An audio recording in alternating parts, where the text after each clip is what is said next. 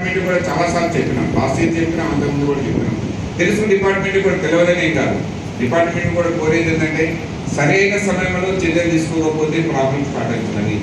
చర్యలు తీసుకోవాల్సిన సమయంలో తీసుకోకుండా స్టాక్ అంతా మన దగ్గర డీలర్ దగ్గర, మీ దగ్గర స్టాక్ వచ్చినట్టు అప్పుడు ఇన్స్పెక్షన్ మొదలు పెడుతున్నారు. మీ దగ్గర వికలాంగులు వచ్చినప్పుడు అప్పుడు వచ్చి శాంపిల్ తీస్తాము, మీ స్టాక్ రిజిస్టర్ అప్డేట్ లేదు, లేకపోతే మేము విజిలెన్స్ చేసినాము. నేను ఏమంటున్నా అంటే మీరు ఏంటంటే ఇవాళ ఒక జెన్యూన్ డీలర్, తప్పులు చేసే డీలర్ ఎవరు కూడా షాపు ఓపెన్ చేసి లైసెన్స్ తీసుకొని అఫీషియల్గా స్టాక్ రికార్డు పెట్టి ఓట్ చేయడం.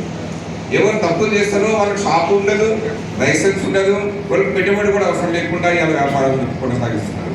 అంటే నేను ఎందుకంటున్నా అంటే ఇలా పిలిస్తే ఒక 60-70 మంది డీలర్లు వచ్చారు. ఇంకా కొన్ని రోజులు ఇదే వ్యవస్థ కానీ కంటిన్యూ అయితే ఒక 10 మంది కూడా మీ వారు మేము కూడా అమ్మలేము ఇతరాలు.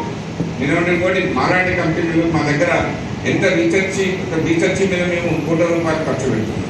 ఇవాళ ఉన్న వీరా బోర్డే కాకుండా కొత్త వెరైటీస్ అంటే రైతులకు కోరుకుంటున్నారు వాళ్ళు.